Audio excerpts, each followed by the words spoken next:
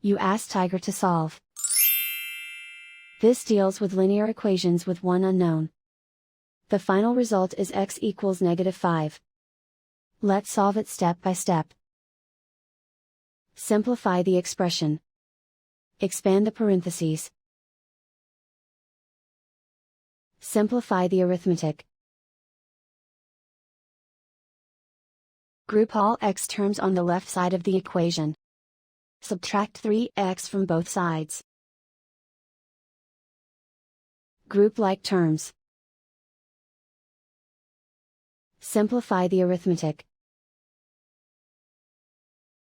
Group like terms. Simplify the arithmetic. Group all constants on the right side of the equation. Add 8 to both sides. Simplify the arithmetic.